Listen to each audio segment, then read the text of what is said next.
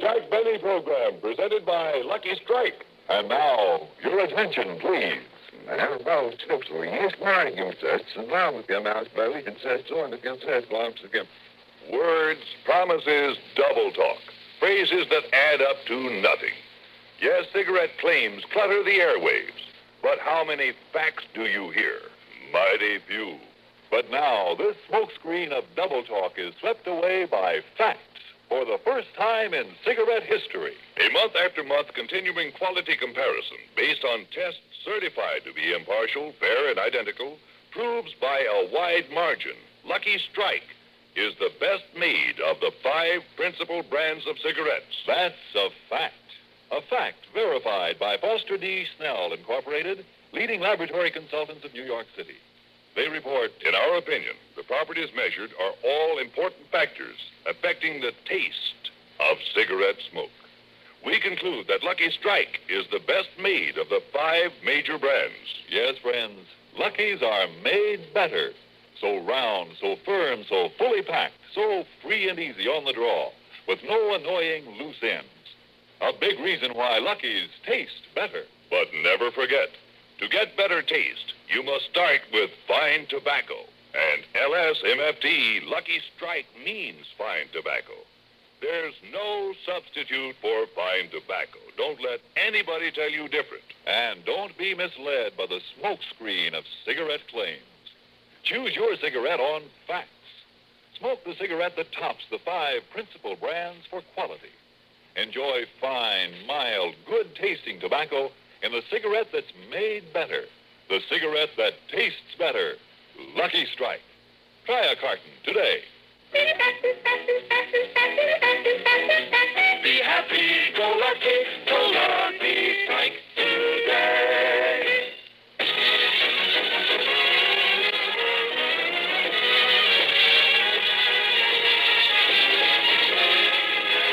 The Lucky Strike program starring Jack Benny with Mary Livingston, Phil Harris, Rochester, Dennis Day, and yours truly, Don Wilson.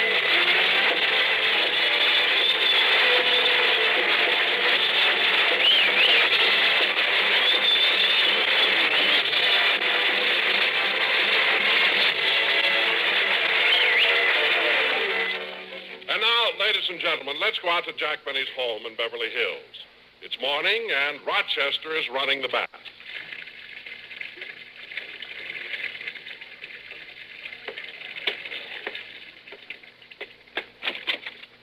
Oh, boss. Yes, Rochester. The tub is ready. Gee, I hope the water isn't too hot. Oh, no, it's just right. I tested it with my elbow. Did you put in the lavender bath salts like I told you to? Oh, yes, a whole box. And also 2 packages of that stuff that makes bubbles. Good, good. Come on, Polly, your bath is ready.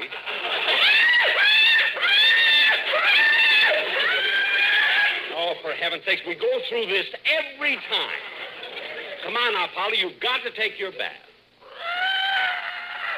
Now, Daddy had Rochester put lavender bath salts in it. And that stuff that makes millions of bubbles. Well, what do you say?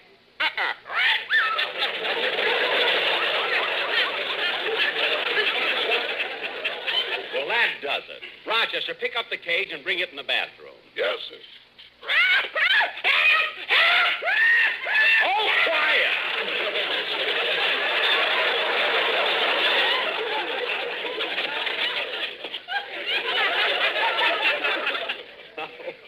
Now, Polly, look, set the cage up on the sink, Rochester. Yes, sir. Now, Polly, Daddy, you'll open the little door and you dive right in the tub. Polly, stop whimpering and dive already. I can't understand it. I thought sure Polly was over her fear of water. Yeah, especially after all that money you spent taking her to the psychiatrist. It cost me a fortune. I took Polly to that psychiatrist's office every afternoon for 2 weeks. Maybe I shouldn't have stopped her treatment so soon. Well, why did you? I had to. Nothing looks sillier than a parrot lying on a couch.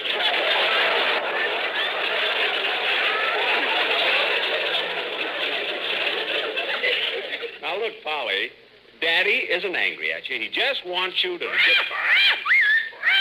Quick, boss, open the cage. Polly wants to get into the tub. Well, what brought that about? I threw a rubber duck in the water. A rubber duck. Let her in quick, boss. Let her in quick before she finds out it's a decoy. Okay, Polly, okay. Here we go. You stay here and finish bathing Polly, Rochester. I'll get the door. When you say da-da-da-da-dum, da-dee-da-da-da-dum. See, that song I wrote can't miss. Coming. Well, hello, Mr. Benny. Oh, hello, Dennis. Come on in. Mr. Benny, what took you so long to answer the door? Oh, Rochester and I were bathing Polly. Gee, not in the bathtub again. Why not? Last time you gave Polly a bath, you pulled the plug, she went down the drain and came out at El Segundo. Yeah, the psychiatrist said that's what gave her the fear of water, you know. Anyway, Dennis, I'm glad you dropped by because I want to get your opinion on something. Yeah, what? Well, I've been looking over my song this morning, and I thought I'd make a little change. I want it to be perfect. Your song? Yes, just listen to the change that I have in mind and tell me what you think. Okay. Good. The music is right here on the... What's the matter? My song, it isn't on the piano. Every time Rochester cleans in here, I can't find anything. Now, where's my song? Did you look in the garbage disposal? Don't be funny. Are you sure your song was here this morning? I'm positive. I worked on it about an hour. I remember. It was just before I read the Sunday paper. Oh, Rochester! Yes, boss? Come here a minute. I can't find my song. Do you know where it is? No, sir. Well, think back. What did you do this morning? Well, I cooked breakfast, washed the dishes, cleaned the living room, and after you finished reading the Sunday paper, I put it back on Mr. Coleman's porch. Yes? Then I came back and helped you bathe Polly. Gee, I can't understand it. Well, I better go now. Now, wait a minute, Dennis. As long as you dropped in, let's hear the song you're going to do on the program. What's it going to be? Well, it's called Never, and it's from a picture I just finished at 20th Century Fox, produced by Georgie Jessel. Oh, what's the name of it? Golden Girl. Golden Girl, eh? And you're in it. Uh-huh. What part do you play? I don't know. I haven't seen the picture yet. Dennis, just sing, will you, please? Oh, okay.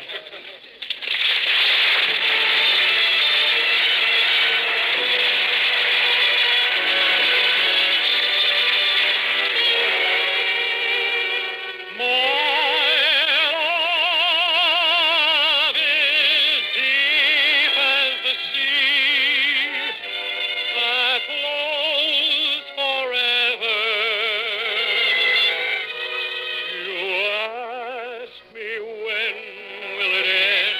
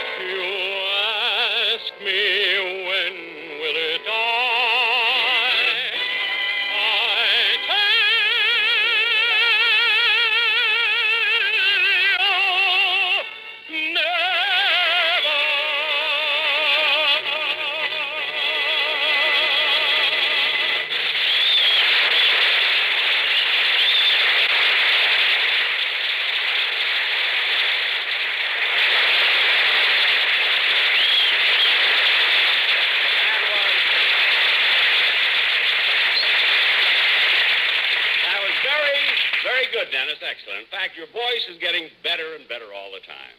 And you know, someday when you look at your paycheck, you may find a nice, substantial... Words, promises, double talk.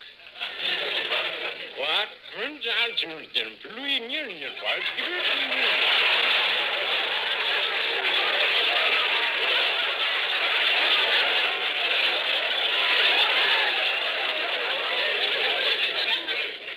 Dennis. What did you say? Oh, nothing. I swallowed my gum. Well, Dennis, the next time Oh, Rochester! Never mind, I'll get it in the den. Hello? Hello, Mr. Benny. This is Mr. Kitzel. Oh,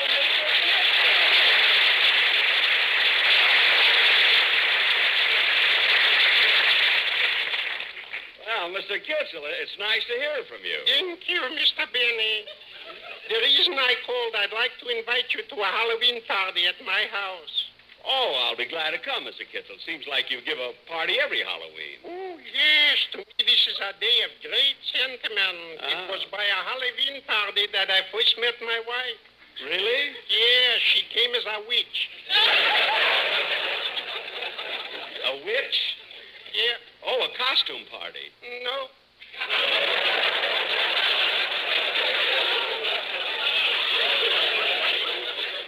Mr. Kitzel, you mean... Unfortunately, yes. Oh. Other girls have a dowry. She had a broom. A broom? Mr. Kitzel, you're joking. Yeah. My. Well, thanks for inviting me, Mr. Kitzel. I'll see you Wednesday night. Good, but don't come too early. You see, as soon as it gets dark, I'm taking my little boy around the neighborhood to play trick or treat. Oh, that's cute. Why don't you bring him over here, too? No, thank you. To that ritzy neighborhood, I'll never let him go again. Why not? Last Halloween, he went to Beverly Hills, played trick or treat, and he got so much stuff I couldn't pay the tax on it. Oh, well, all right. I'll be over at your house at 9 o'clock. Goodbye, Mr. Kitzel. Goodbye, Mr. Benny. Goodbye.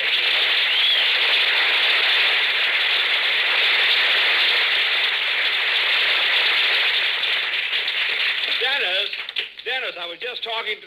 Oh, hello, Phil. When'd you come in? Just a minute ago. Hey, Jackson, that wasn't Alice on the phone, was it? No. Look, if Alice calls, don't tell her you saw me. Why? Well, what's the matter? I want to lay low till she cools off. No kidding, Phil. Are you in trouble? Believe me, Jackson, if I didn't need the money, I wouldn't have done it. Phil, what did you do? I played gin rummy with my kids and won $40.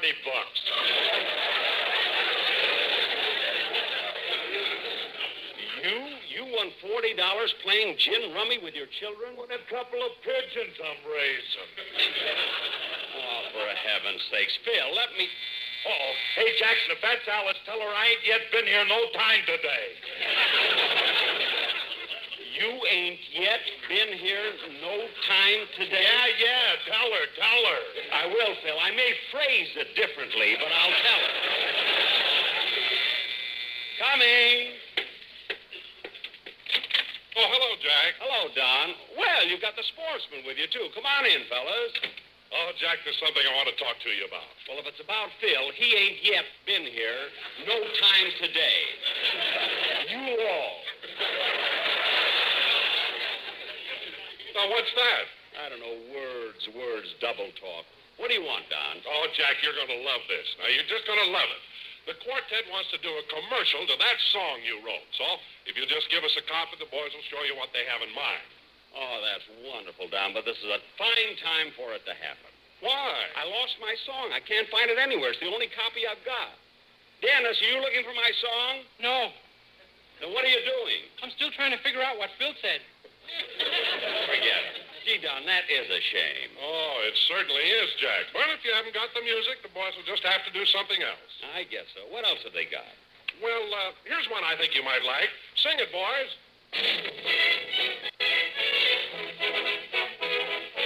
Some men plow the open plain, some men sail the brine. For I'm in love with a pretty maid, for work I have no time.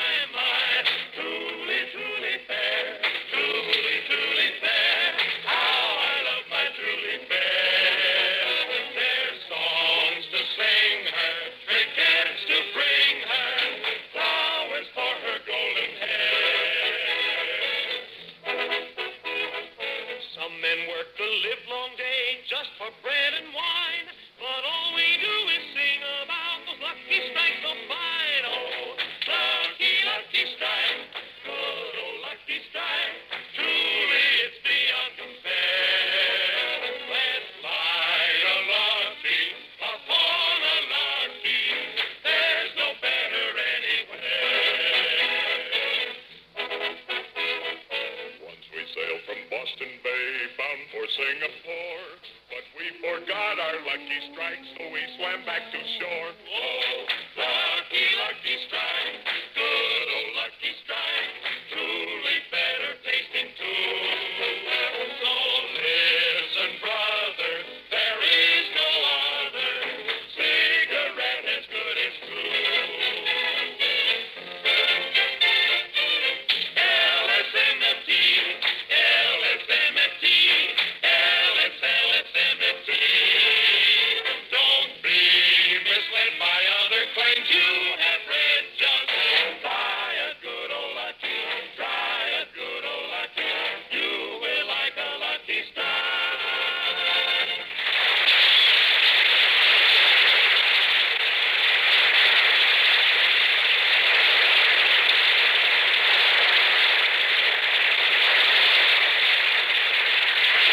Hey, that's pretty good, Don. And as soon as I find my song, I'll let you know and they can work on it.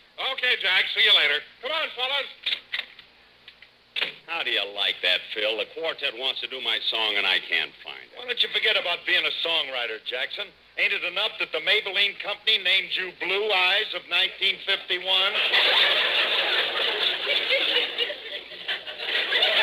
What? That's what it said in this morning's paper. Today's paper? Well, this I have to... Oh, darn it. Rochester's already put the Sunday paper back on the Coleman's porch.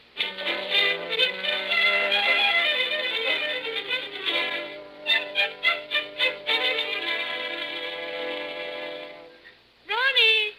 Oh, Ronnie, where are you? I'm here in the den, Benita.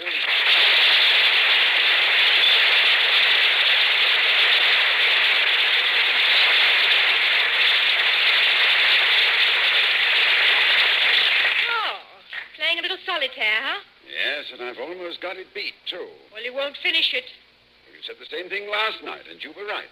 How did you know? The Queen of Spades is missing. You'll find a new deck of cards in the... I beg your pardon, Mr. Coleman. Yes, Sherwood? I brought in the Sunday paper. Oh, thank you. Well, now, let's see what's new. Benita, look at this. I was right. What? You wouldn't agree with me when I predicted both these things last week, but I was right all the time. Right about what? That Churchill would be elected and Dick Tracy would find Bonnie Bread. I wonder what's in the... Hello, what's this? What's what? The sheet of music just fell out of the paper. Oh, a sheet of music? Yes, let me see. It's a song by Jack Benny. Jack Benny wrote a song. So it seems. What's the name of it? When you say I beg your pardon, then I'll come back to you.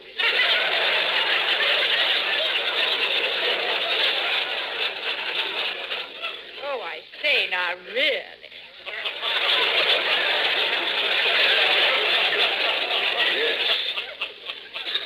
Yes, I'm afraid, really. Listen to this. When you say I beg your pardon, then I'll come back to you. When you ask me to forgive you, I'll return. Like the swallows at Cyrano, return to Capistrano. For you, my heart... Ronnie, Yes? I'm not sure I heard correctly. Was that like the swallows at Serrano return to Capistrano? That's what he wrote. That's what the man wrote. He wrote that.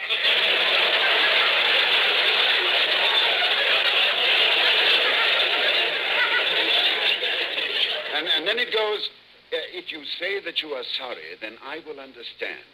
Neath the harvest moon, we'll pledge our love anew. Oh, Ronnie, you're joking.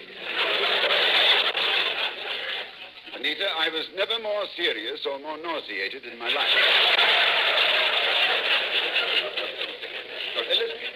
Listen to the rest of it. So, my darling, though we've parted, come back to whence we started. When? Yes, Jack has a footnote on the bottom saying, yes, whence it's the poetic form of where. Now, just let me finish this. So, my darling, though we've parted, come back to whence we started, and, sweetheart, then I'll come back to you. This is the lousiest thing I've ever heard.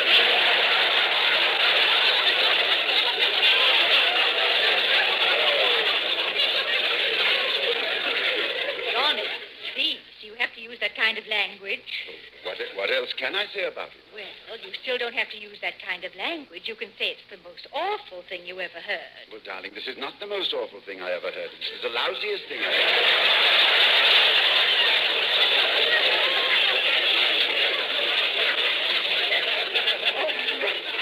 Ronnie. Well, imagine so, my darling, though we parted, come back to whence we started. I wish he'd bring our lawnmower back from whence he got it.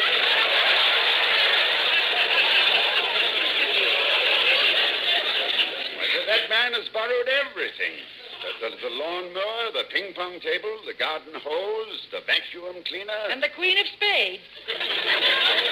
Oh, so that's where it went. Uh-huh. Benita, why in the name of Eli Culbertson would Benny borrow just one card? Well, it was missing from his deck, and he explained how. You see, he was doing a card trick. Dennis Day picked the Queen of Spades. Mr. Benny told him to put it where he couldn't see it. So Dennis ate it.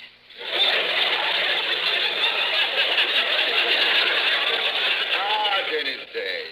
I have a great affection for that lad. I understand he drives Benny crazy. But you know, darling, there's one thing that's rather amazing about Jack. Oh, what's that? Well, with all the things he's taken from us through the years, not once has he tried to borrow any money.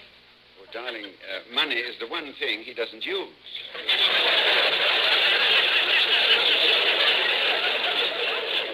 He doesn't use it? Well, what does he do with his money? He gets it, counts it, caresses it, and buries it. Sometimes that Benny gets me so mad that... I beg your pardon, sir. Yes, what is it, Sherwood? If I'm not intruding, I'd like to say something about Mr. Benny's borrowing. The floor is yours. With this subject, the more the merrier. Well, do you remember in September when he gave that big party at his house and came over and borrowed me? Oh, yes, Sherwood. You never did tell us about that party. What happened? Well, it was a rather interesting experience, especially serving dinner to Dennis Day. For dessert, he insisted on pie a la mode. Imagine pie a la mode. Well, that's not too odd, Sherwood. Here in America, lots of people have ice cream on their pie. On chicken pot pie?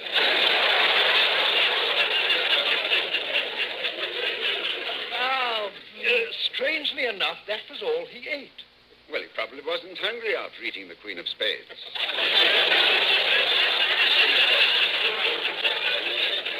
I beg your pardon, sir? No, it's nothing, Sherwood. What else happened at the party? Well, as the evening wore on, they played charades and 20 questions. And then about midnight, they all formed a circle around Phil Harris. Oh, what sort of game was that? No game. They were just trying to determine whether or not he was dead.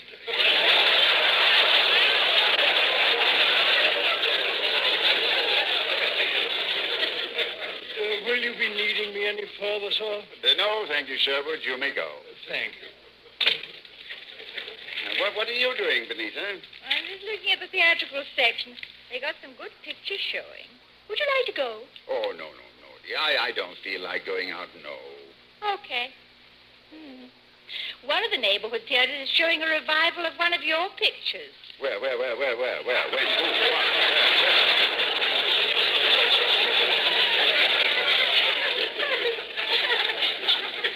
Just teasing you. I would like to go to the movies. The theater on the corner has a double feature. All right, then let's go. Well, good. And, Ronnie, since we'll be passing Jack's house, let's return his song to him. Oh, yes. I'll get the car out. But no, let's walk to the theater. The fresh air will do us good. Yes, and it won't hurt his song any either. Come on.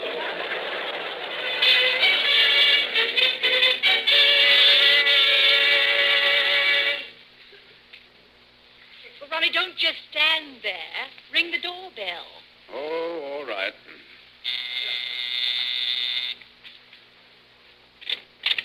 Yes, what good? Ronnie, Benita, I'm so glad to see you.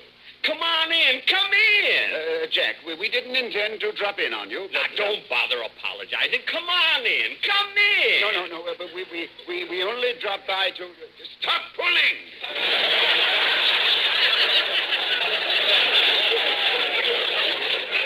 Oh, I'm sorry. Jack, we only wanted to return your song. We found it in our morning paper. My song? So that's where it was. Thank you ever so much, Benita. I'm so glad to get it back. Why?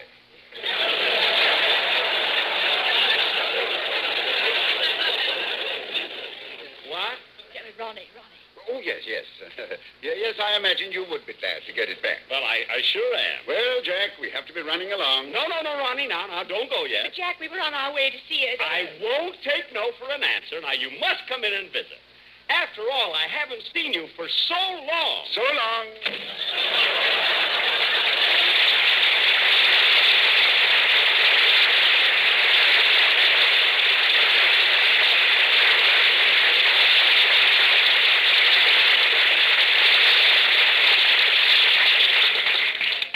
Gee, he must have thought I was saying goodbye.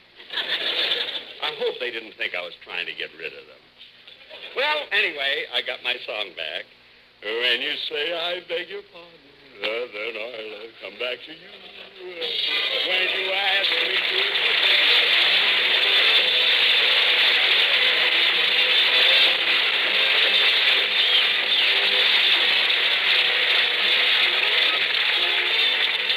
Ladies and gentlemen, each year fires attack more than 250,000 homes, handicap our defense efforts, and cause much loss of life.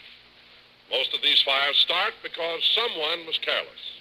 Don't let it be you. Put out all matches and cigarettes before discarding them. Don't smoke in bed.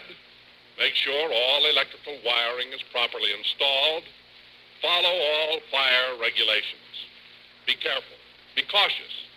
Remember, only you can prevent forest fires. Thank you. You've been listening to the OTR Gold Network. Find more classic radio at otrgold.com.